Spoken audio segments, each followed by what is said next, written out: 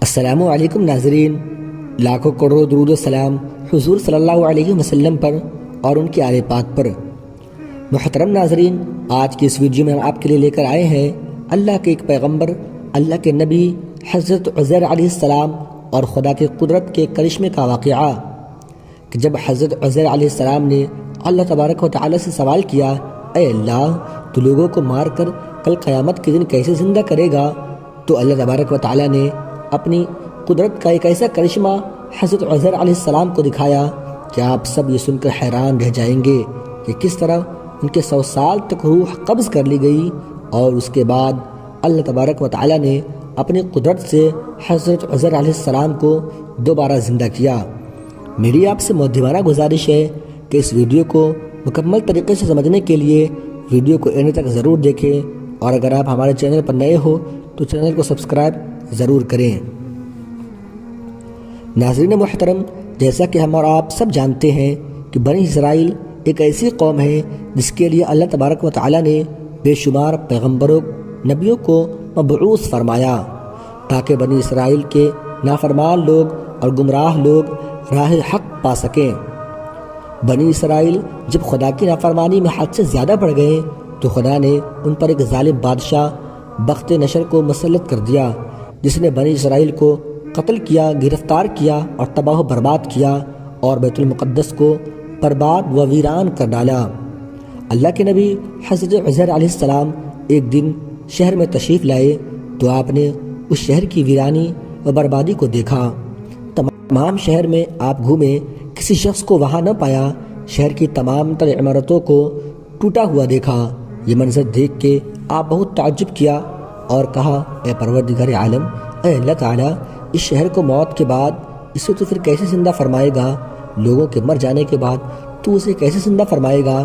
اس وقت آپ حضرت عزیر علیہ السلام ایک گدھے پر سوار تھے۔ آپ کے پاس ایک برتن میں کھجور اور ایک پیالہ انگور کے رس کا تھا۔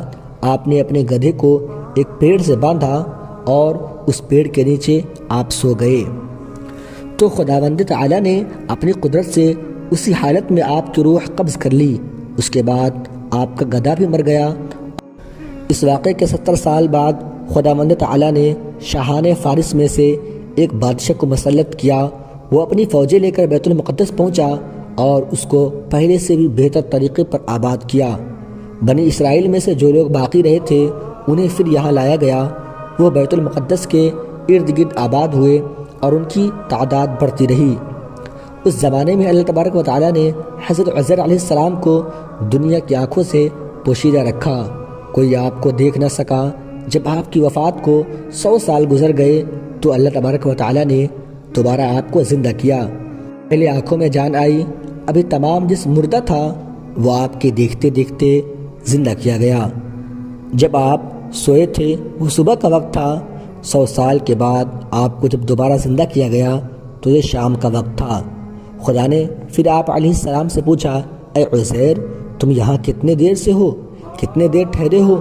تو آپ حضرت عزیر علیہ السلام نے عرض کیا، 1 دن یا کچھ کم۔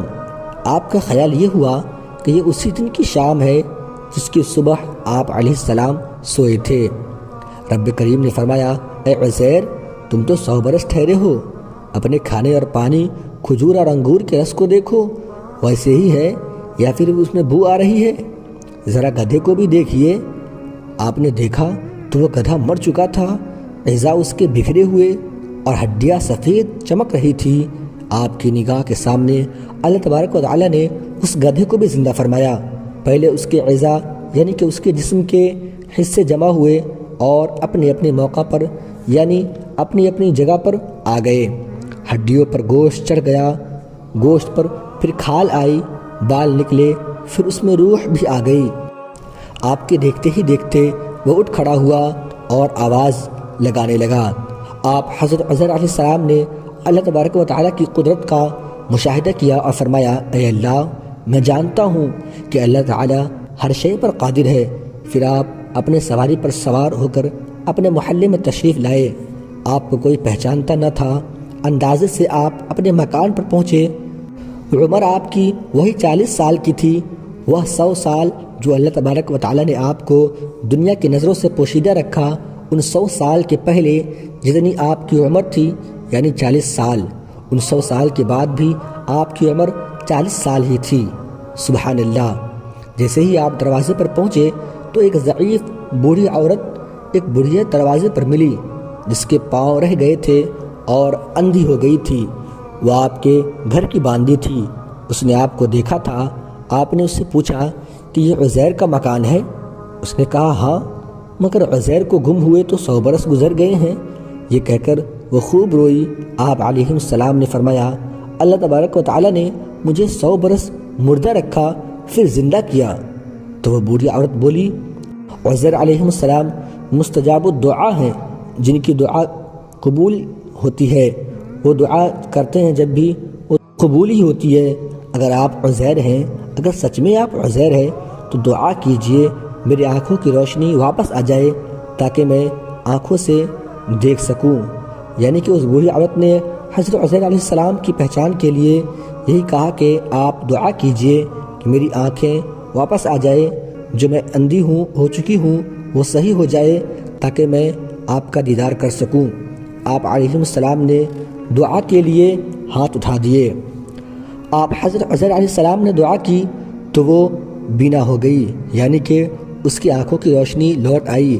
پھر آپ نے اس کا ہاتھ پکڑ کر فرمایا خدا کے حکم سے اٹھ جا۔ یہ فرماتے ہی اس کے مرے ہوئے پاؤں یعنی جو اس کے پاؤں کام کرنا بند کر چکے تھے وہ بھی درست ہو گئے۔ اس نے آپ کو دیکھ کر پہچانا اور کہا میں گواہی دیتی ہوں کہ آپ بے شک عزیر ہی ہیں۔ پھر وہ آپ کے محلے میں آپ کو لے گئی۔ وہاں ایک مجلس میں آپ کے فرزند تھے جن کی عمر 118 سال ہو چکی تھی، اور آپ کے پوتے بھی تھے جو بوڑھے ہو چکے تھے۔ بڑھیا نے مجلس میں پکارا یہ عزیر ہیں۔ حضرت عزیر تشریف لاتے ہیں۔ اہل مجلس نے اس بات کو جھٹلایا۔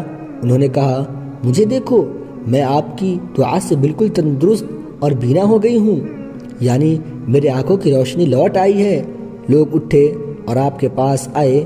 آپ کے فرزند نے کہا میرے والد صاحب کے کندھوں کے درمیان سیاہ بالوں کا ایک ہلال تھا، جس میں مبارک کو کھول کر دیکھا گیا تو وہ موجود تھا۔ سبحان اللہ، سبحان اللہ۔ قرآن کریم پارہ 3 رکوع 3 خزائن العرفان صفحہ نمبر 64۔ ناظرین محترم، یہ اللہ تبارک و تعالیٰ کی ہی قدرت تھی۔ یہ اللہ تبارک و تعالیٰ کی ہی قدرت ہے کہ وہ لوگوں کو مار کر بھی زندہ کر سکتا ہے۔ اللہ تعالیٰ نے ہر دور میں نبیوں کو اس لیے مبعوث فرمایا تاکہ لوگوں کو گمراہی سے نکال کر راہ راست پر لا سکے، لیکن کئی لوگوں نے نبیوں کی بھی نافرمانی کی۔ ناظرین محترم، حضرت عزیر کے اس واقعے سے ہمیں یہ نصیحت حاصل ہوتی ہے کہ یہ بھی معلوم ہوا کہ اللہ تعالیٰ ہر شے پر قادر ہے، اور کس طرح اللہ تعالیٰ ہمیں قیامت کے دن پھر سے زندہ کرے گا۔ اس واقعے سے ہمیں یہ سبق ملتا ہے کہ خدا کی نافرمانی کا نتیجہ یہ بھی ہے کہ آپ کے اوپر ظالم حاکم مسلط کر دیے جاتے ہیں، ملک تباہ و برباد و ویران ہو جاتے ہیں۔ اللہ تعالیٰ بڑی قدرتوں کا مالک ہے، وہ جو چاہتا ہے کر سکتا ہے۔ ایک دن اس نے سب کو دوبارہ زندہ کر کے اپنے حضور بلانا ہے اور حساب لینا ہے۔ ہمیں اس واقعے سے یہ بھی معلوم ہوا کہ نبی کا جسم موت والے ہونے کے بعد بھی صحیح سالم رہتا ہے۔ آخر میں اللہ تبارک و تعالیٰ سے یہی دعا ہے کہ اللہ پاک رسول خدا صلی اللہ علیہ وسلم صدقہ طفیل ہمیں تمام انبیاء کرام، تمام بزرگان دین سے محبت کرنے کی اور ان کے ادب اور تعظیم کرنے کی توفیق عطا فرمائے، اور ہمیں ہر برے کام اور ہر برے اعمال سے ہمیشہ بچائے رکھے، اور ہمیں صراط مستقیم پر چلنے کی توفیق عطا فرمائے۔ آمین ثم آمین۔